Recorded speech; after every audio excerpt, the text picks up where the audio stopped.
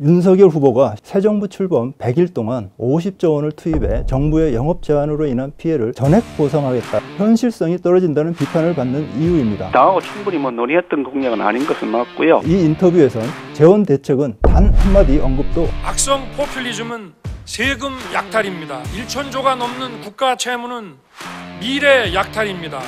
50조면 우리나라 내년 전체 예산 604조 원의 12분의 1에 해당하는 막대한 금액입니다. 저희 재난지원금 또는 재난기본소득 해서 1인당 100만 원은 되지 않겠느냐. 재난지원금이라는 별도 세목을 만들기 위해 올해 납부해야 할 세금을 내년으로 의도적으로 이연시키겠다는 것은 현행법을 무시하는 처사입니다. 유력 후보들 간에 수십조 원대의 공약이 제시되자 세간에서는 쩐의 전쟁이 시작됐다는 말들도 나옵니다. 묻고 더블로 가. 코로나 불평등과 양극화 해소가 시대적 과제로 떠올랐습니다. 대선 후보들이 이를 해결하기 위한 실현 가능하고 합리적인 공약을 내놓기를 바랍니다.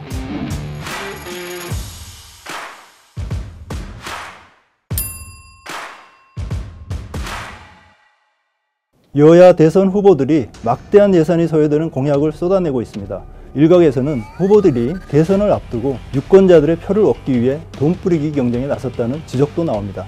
이재명 후보의 전국민 재난지원금과 윤석열 후보의 50조 손실보상이 대표적인 사례입니다. 대선 후보들의 이런 경쟁을 과연 어떻게 봐야 할까요? 이번 주 논설에서는 대선 후보들의 이런 공약이 과연 현실 가능한 것인지 따져보겠습니다.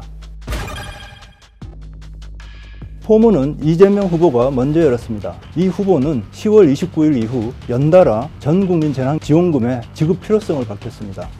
일단은 제가 코로나 초기에 가계지원, 소위 재난지원금 또는 재난기본소득 금액을 말씀드린 기회가 있는데 최소 1인당 100만 원은 되지 않겠느냐.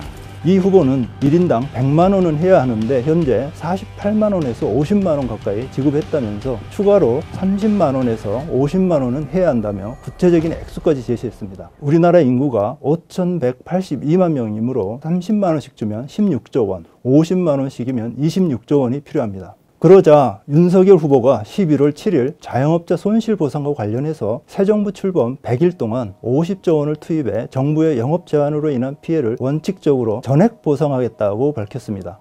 윤 후보는 조선일보의 인터뷰에서 이재명 후보가 주장하는 전국민 재난지원 같은 찔끔찔끔 지원은 안 된다. 정부의 영업시간 및 인원 제한으로 인한 피해를 원칙적으로 전액 보상하겠다고 말했습니다. 자영업자들이 아주 솔깃해할 만한 파격적인 공약입니다. 유력 후보들 간에 수십조 원대의 공약이 제시되자 세간에서는 쩐의 전쟁이 시작됐다는 말들도 나옵니다. 영화 타짜에서 김웅수 배우의 대사를 본따 묻고 더블로 가.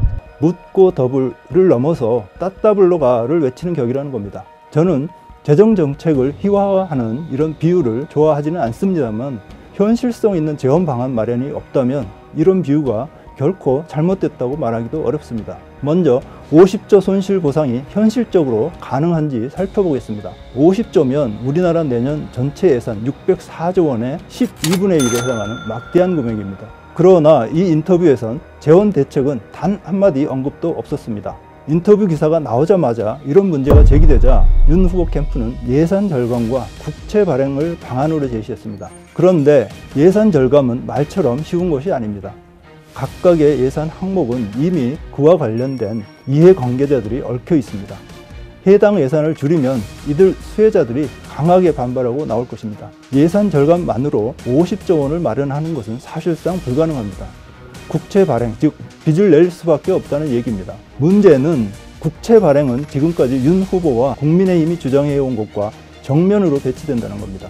윤 후보와 국민의힘은 그동안 국가 부채 증가, 예산 퍼주기 등을 이유로 문재인 정부의 재정 확대 정책에 사사건건 반대해왔습니다. 윤 후보는 지난 5일 대선 후보 수락 연설에서도 악성 포퓰리즘은 세금 약탈입니다. 1,000조가 넘는 국가 채무는 미래 약탈입니다. 당장 김기현 국민의힘 원내대표도 다른 말을 하고 있습니다. 당하고 충분히 논의했던 공약은 아닌 것은 맞고요. 예.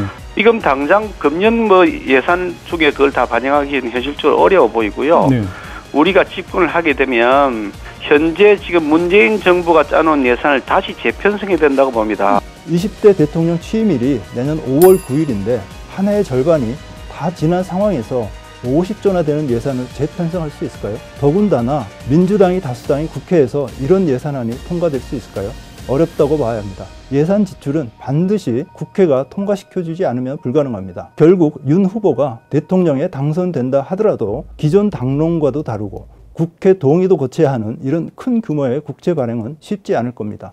윤 후보의 50조 손실 보상이 현실성이 떨어진다는 비판을 받는 이유입니다. 물론 윤 후보가 기존 당론을 뒤집고 민주당을 설득할 수 있는 리더십을 발휘한다면 사정은 달라질 수 있습니다. 코로나19 사태와 같은 위기 상황에서는 재정을 적극 써야 하는 게 맞습니다. 특히 자영업자들은 코로나 방역의 최대 희생자이지만 정부의 손실 보상은 턱없이 부족합니다. 올해 3분기 평균 보상액이 약 300만 원이고 한액인 10만 원만 받는 업소도 15%나 됩니다.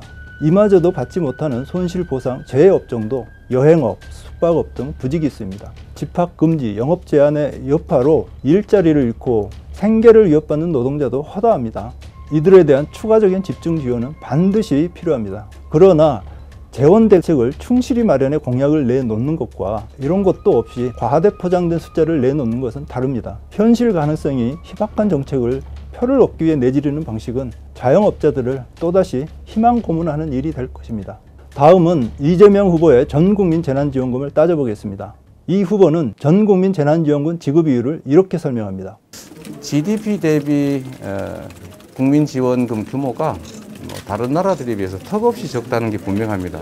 지금 우리 국민 모두가 입은 피해에 비해서 국가의 지원 규모가 그리 크지 않기 때문에 경제회생과 또 국민들의 헌신과 협력에 대한 위로와 보상 차원에서 추가의 지원이, 일반적 지원이 또 필요하겠다는 생각이 듭니다.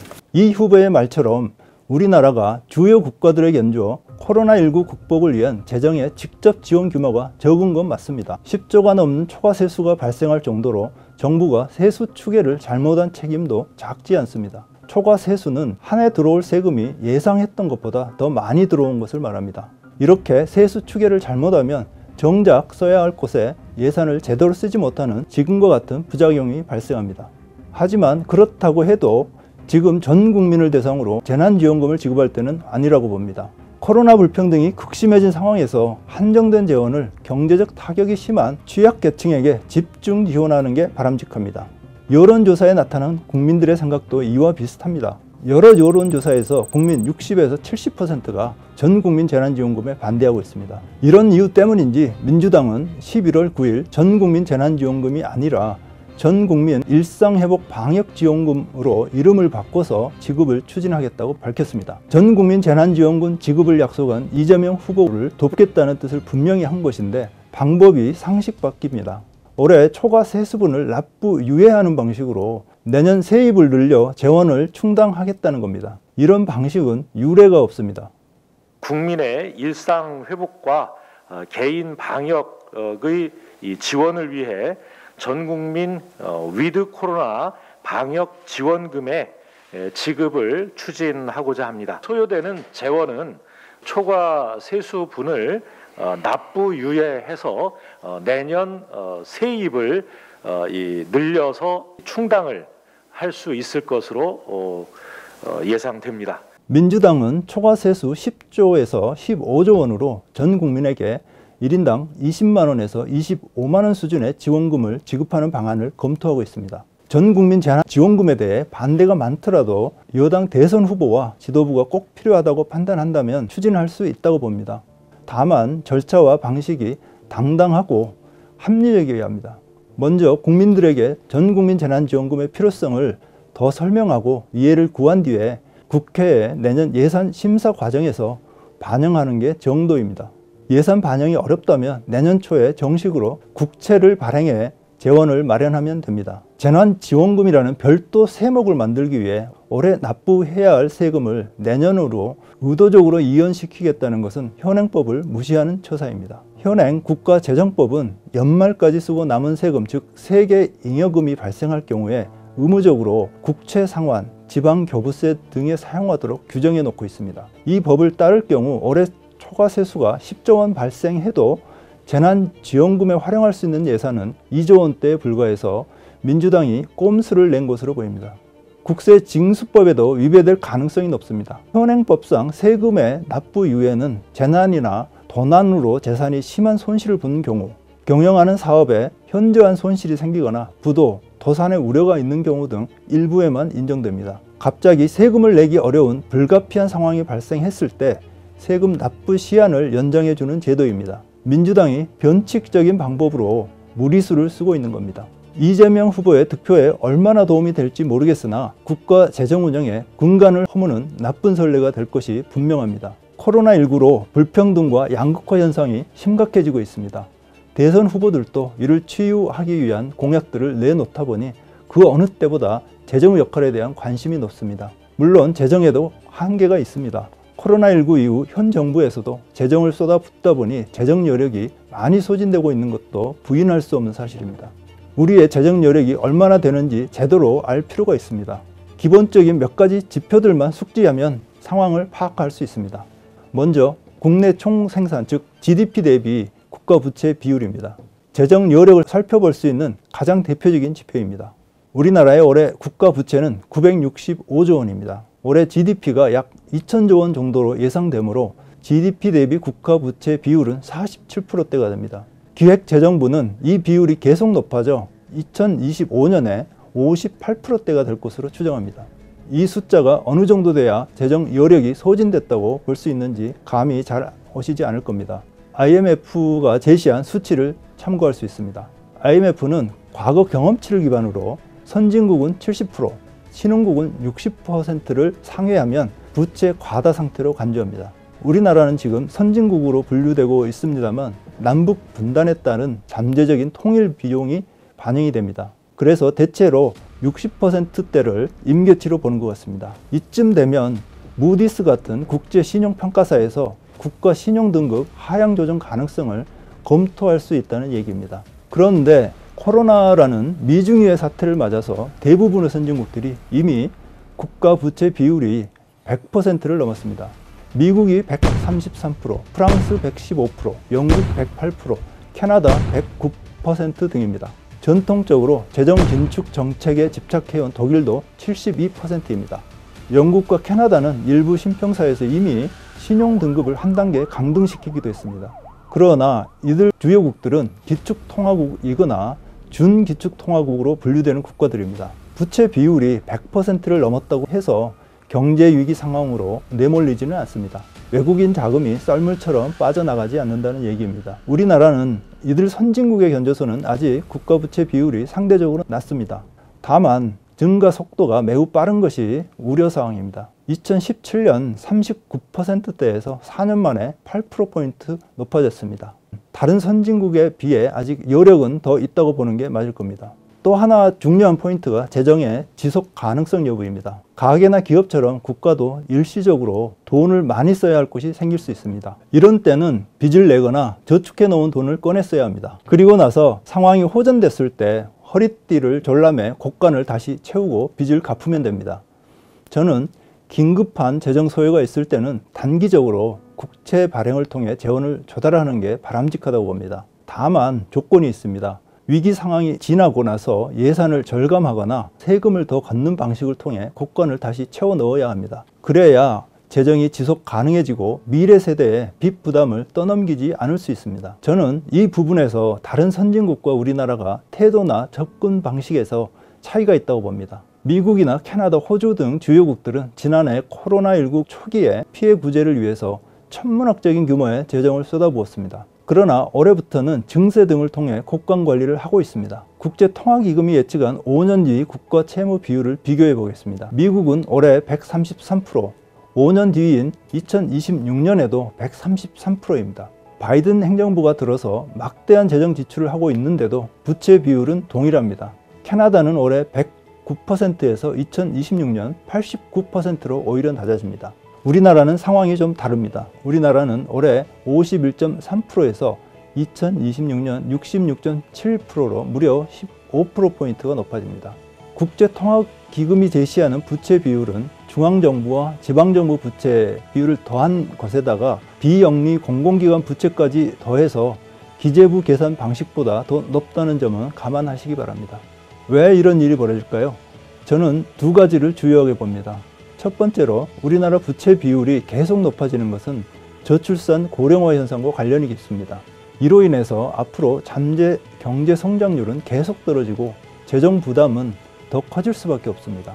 두 번째는 선진국은 재정 상황이 악화할 경우에 증세를 통해서 재정 건전성 관리를 한다는 점입니다. 그러나 우리나라에선 정치인들이 증세를 하면 선거에서 진다는 강한 고정관념을 갖고 있습니다. 그래서 어느 정치인도 이를 입 밖에 내길 꺼립니다. 이제 우리도 이런 고정관념을 깰 때가 되었습니다. 유력 대선 후보들이 증세에 대해 어떤 태도를 갖고 있는지 살펴보겠습니다. 전반적으로 보면 이재명 후보는 아주 적극적인 재정 확대론자입니다. 주요 공약들에 대해 나름의 재원 조달 방안을 제시하고 있습니다. 대표적인 공약 중 하나인 기본소득의 경우에도 국토 보유세로 재원을 마련한다고 밝히고 있습니다. 재난지원금도 초과 세수를 통해 마련한다는 방안을 제시하고 있습니다. 물론 포괄적인 증세 계획이나 장기적인 재정 건전성 확보 방안은 아직 밝히고 있지 않습니다. 윤석열 후보의 경우에는 주요 공약에 대한 재원 조달 방안이 명확하게 제시되지 않고 있습니다. 특히 윤 후보는 경선 과정에서 유승민 후보의 관련 질문에 약간 오락가락하는 발언을 했습니다. 윤 후보는 10월 13일 토론회에서 이렇게 말했습니다. 지금 국가 부채가 굉장히 심각하지 않습니까? 굉장히 심각하죠. 그러니까 국가 부채를 다음 정부가 더 늘릴 수는 없지 않습니까? 그렇습니다. 그럼 국가 부채도 더 늘리지 않고 세금도 더 늘리지 않으면서 네. 복지를 할 수는 하는 방법이 아예 없거든요. 증세도 필요합니다. 증세도 필요한데 아니 지난번에 부가세 인상에 대해서는 반대하셨잖아요. 그럼 네. 증세를 필요하면 아니 뭘 부가세 인상이라고 뭘 하는 하죠? 거는 뭐 우리가 이제 소득세라든가 뭐 법인세라든가 또는 뭐 다른 여러 가지 간접세들이 있지 않겠습니까? 그럼 복지를 다음 날 캠프 관계자들은 가정적인 상황을 염두에 둔 것이라는 해명을 내놨습니다. 그런데 그는 10월 18일 토론회에서는 지금부터 막 증세를 통해 갖고 밀어붙이기 아니요, 시작을 하면 뒷감당이 안 된다는 저도 뭐 얘기죠. 증세 자영업자 손실보상 50조 원 약속을 한 조선일보 인터뷰에선 다주택자 양도소득세 한시 인하와 1주택자 종부세 완화 등 부자 감세를 얘기했습니다. 윤 후보는 기본적으로 증세에 반대하는 입장으로 보입니다만 아직 조세 정책에 대한 큰 그림을 갖고 있지 못한 것 같습니다. 코로나 불평등과 양극화 해소가 시대적 과제로 떠올랐습니다. 대선 후보들이 이를 해결하기 위한 실현 가능하고 합리적인 공약을 내놓기를 바랍니다. 유권자들도 어느 후보의 공약이 타당한지 꼼꼼하게 따져보고 현명하게 판단해야 합니다. 논설에서도 공약 점검과 평가의 역할을 다 하겠습니다.